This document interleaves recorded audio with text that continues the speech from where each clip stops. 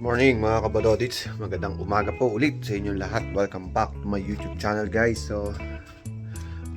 May umuusok dito sa kapitbahay natin. Hindi ko alam kung ano yun. Para susunog yung garahe. Guys, tingnan nyo. Andyan. Hindi ko alam kung andyan guys, nakita nyo yun. Tingnan nyo, may umuusok. Hindi ko alam guys kung may nagsisiga o ano. Kaya pala mo ilusok. Hindi ano makapit-bahay natin ha. So anyway guys,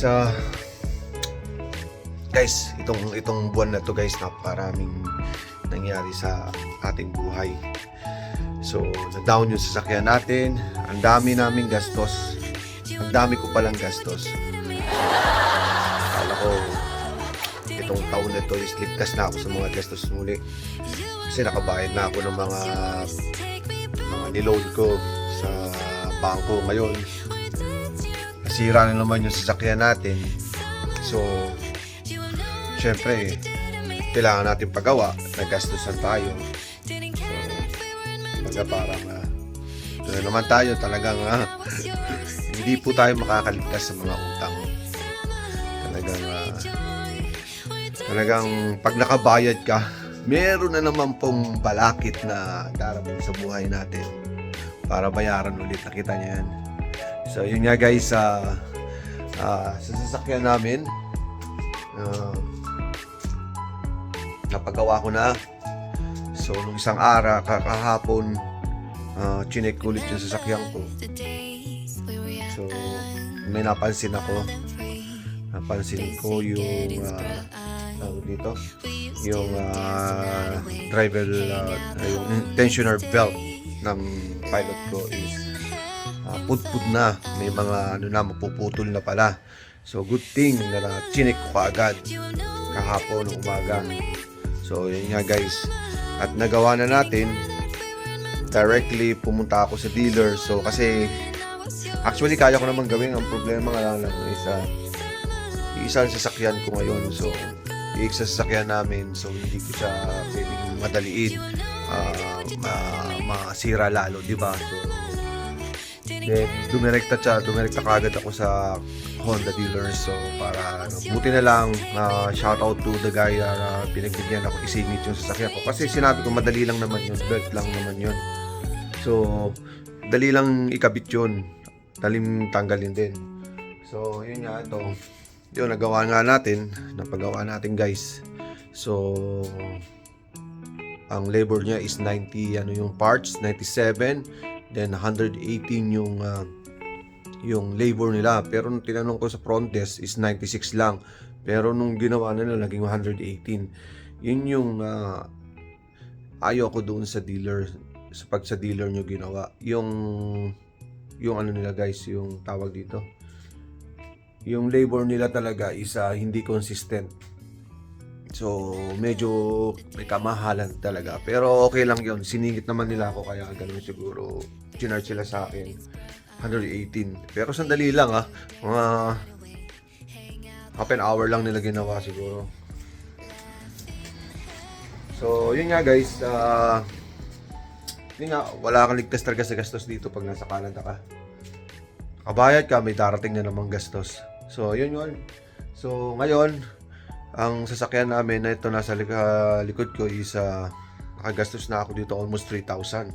Grabe, ang laki na nagastos ko dito sa sasakyan. So nasira yung ball joint, and then yung ano niya, axle niya, so bumagsak, kaya pinalitan lahat. So yun, 2,240 yung ginastos ko.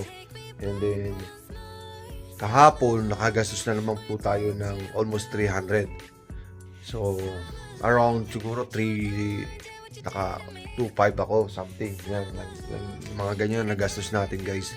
Plus syempre nagre-renta tayo ng sasakyan pang isang linggo, so another $500 na naman yun. So yun nga, sana naman wala na itong sakit tong sasakyan namin. Pero normal naman, it's normal kasi yung sasakyan na to is 8 years old na. So normal na lalabasan na talaga yung sasakyan. So But yung mga madadaling mga maintenance, so ako na yung gumagawa para makatipid. Pero kung paggagawa ko dun sa sa dealer, so sa ibang shop or dealer, talagang gagastos ka ng malaki.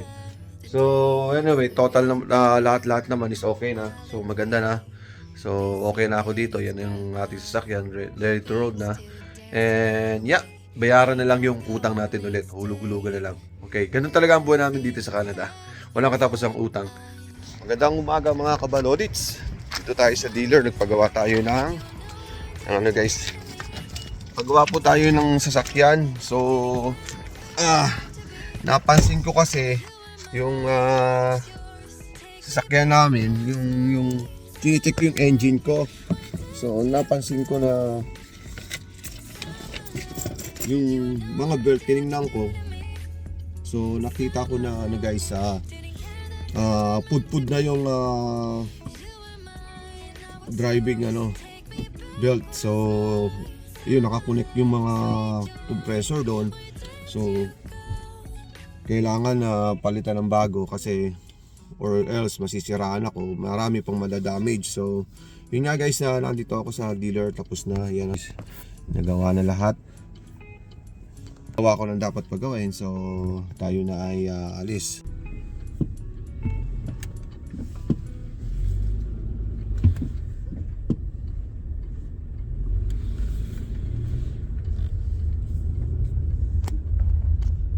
And guys, dito tayo sa dealer. So napagawa na natin yung guys, yung sasakyan natin. So kasi guys, napansin ko kaninang umaga na yung kasi in-inspect ko yung engine ko. So tinignan ko yung mga belt and everything, kasi yung sasakyan namin is 8 years old na. This is Honda Pilot 2016. So 2016, so 8 years old na. So expected ko talaga marami ng lalabas na sira. Pero well, naka-ready naman tayo sa mga gastusin. So para dito sa sasakyan, pero at least hindi na ako bibili ng bagong sasakyan pag na-paid off ko to. So 2 years na lang, paid off na natin yung sasakyan natin. And the same time, yun nga guys, hindi na muna tayo bibili ng sasakyan. So yeah, napagawa na natin. So at least hindi tayo nasiraan sa kalsada ulit, katulad ng nangyari sa ball joint. Dapat pinagawa ko na kaagad. So yung cost ng driving belt guys is well, the part is 99 parts and labor it's 200, kasama na well tax and everything siguro. So sinarge tayo doon. So umabot siya ng 260, almost 300. Wow, grabe. Sobrang mahal, di ba? So actually kaya ko namang gawin. Ano ko lang kasi hindi ako ganun kabilis gumawa. So syempre mayroon tayong mga ginagawang paghatid sundo sa pamilya natin, sa school, sa trabaho, si Mrs. dalawang bata sa school. So kailangan wala akong extra vehicle. So yun yung mahalaga kung gusto mong gawin yung mga ganung bagay sa maintenance. Kailangan meron kang extra vehicle para at least hindi ka nagmamadali. So yun nga, natapos na. And then so total nung binayaran natin guys dito sa dealer is 261.75. So pagpapalit lang parang driving belt guys. So yung tensioner belt ang pinalitan. So napakamahal. Ang labor, hindi naman ganun kamahal yung labor, is only $90 something. So and part is $90, yeah, 200. So kaya nang umabot ng 260 just because of I don't know. Okay.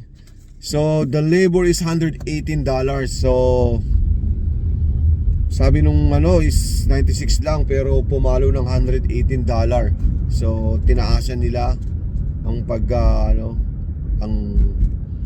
ang labor ng pagpalit ng tensioner belt. So well, it's not too bad naman, okay lang yun. At least hindi ako nahihirapan, hindi ako so madaling gawin yun, pero hindi ko siya ginawa. And everything, tax, obviously nagbayad ako ng $28 tax, so kaya umabot ng 161. So well, at least hindi na ako mangangamba na nasisira ang sasakyan ko. Isa-isa ko na kasi ini-inspect, so hindi pa tapos lahat yon. So kailangan pa nating palitan yung meron pa tayong mga papalitan mga kabadodit. So check nyo yung mga sasakyan nyo pag umabot na ng 5 years old, 6, 7, 8, sa mga ganyan, 5 and up. So kailangan meron kayong mga papalitan na dyan, mga belt and timing belt, yung water pump. But 8 years old na ito sa sasakyan ko, hindi ko pa napapalitan ng water pump kasi walang leak. I just changed, replace the timing belt. Yun ang pinakamahalaga sa lahat. Timing belt, huwag kayong mapuputulan dahil maraming madadamage. So hanggang dito na lang guys. So uwi na tayo. Magandang takbo sa sasakyan natin. I-check natin lahat na pinalitan nila dito sa sasakyan ko, kung maganda ang pagkakapalit nila. Okay, stay tuned guys. Bye. Guys, dito tayo sa garage namin. So pakikita ko sa inyo guys yung pinalitan nila na tensioner belt. So tara, tingnan natin guys dito. So yun nga, nagkastusan na naman po tayo. Gamit tayo ng flashlight para makita nyo kung bago talaga yung driving belt na pinalit nila. So guys, nakita nyo yan. Yan. Yung may mga sulat-sulat dyan. Paano ba? Yung kita yan, di ba? Yan. Yan yung driving belt na pinalit nila. So that's good. Brand new, pinalitan nila. So I guess tatagal na yung buhay ng sasakyan naman natin. So yan, nakita nyo yan, yung driving belt. Yan. Makikita ko sa inyo. Yan, nasaan ba yung camera? Yan. Ito guys. Yan. Yan. Nakita nyo yung may puti na yun. Sulat na yan, yung belt na yan. Yan yung driver belt at tensioner belt. So yan yung nagpapatakbo ng dito ng yun, nakakonect siya doon sa mga mga pulley. So mas mahalaga yun, huwag kayong mapuputulan yun. I-check nyo palagi yung mga belt ng sasakyan ninyo bago kayo umalis. So lalo pagka 5 years old na, so talagang kailangan yung i-check yung mga ganon, timing belt ng mga sasakyan. So mahalaga yun. Pag 5-year-old na yung sasakyan nyo, pumalo na siya ng 120,000 kilometers, 100,000 kilometers. Sa kilometers, sa miles, hindi ko, mga 90 siguro, 100, sa mga ganon. So yun nga, bago na ngayon ang ating tensioner belt. So ano pa ba pwede kong pagawa dito sa sasakyan para tumagal pa to? Kasi 2-year-old na lang to. Sasakyan ko, bayad ko na to. So I guess kasi kailangan talagang lalabas na ho yung mga sakit niyan. So at least napalitan ko na. So ano pa ba ang pwede kong palitan? Yung kaya ko lang namang palitan, kaya kong i-maintenance, kaya kong gawin. Yun lang yung dapat kong gawin. Pero itong timing belt na ito, itong tensioner belt, madali lang to. Madali lang gawin to. Ang problema ko lang, iaangat ko na naman to. Wala akong time. Yun nga. So, pero kung may isang sasakyan ho ako, guys, gagawin ko to mag-isa. So, makakatipid ako ng mga $160. So, malaking bagay yun. But since na rush to, so, pinagawa na natin. So, hanggang dito na lang, guys. So, ito na yung ating sasakyan. Kinarwas pa nila. Yun. Tingnan nyo. Ulit. Yan na. Yun. Here guys, wow, madilim. Woo! Nga guys, titingnan natin ngayon, susubukan natin ngayon kung paano malalaman na maganda yung pagkakabit nila ng timing belt guys. So yun, sa pamamagitan ng pag-start ng sasakyan at pakikinggan natin, bubuksan natin yung hood ng ating sasakyan. So, okay, wait. Car. Alright. No, tignan natin. Woo! Malalaman yung tunog guys. Kung naririnig nyo.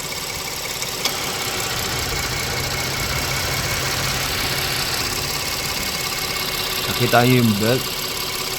Hindi makita masyado guys eh. So hindi natin makita, gamitan ng flashlight. So kuha tayo ng flashlight para malaman natin kung hindi ba nagwi-wiggle or straight yung pagkakakabit nila ng ng belt sa tensioner belt. So tingnan natin guys. Sinakita niyo guys, yan yung belt. So satisfaction mga kabadodits. So okay naman siya. Maganda yung takbo, wala akong naririnig na ingay. So I guess isa sa mga magandang bagay na dapat palitan niyan guys sa maintenance. So yun. Mga kabadodits yung pagkakakabit nila. So parang sa brand new. So shoutout sa Crown Honda. So madali lang naman yun, kahit sino naman kayang gawin. Oo. Hindi naman kahit sino, yung mga may knowledge lang sa mga sasakyan, di ba? So katulad ko, di ba? So, hanggang dito na lang guys. Peace out. Boom.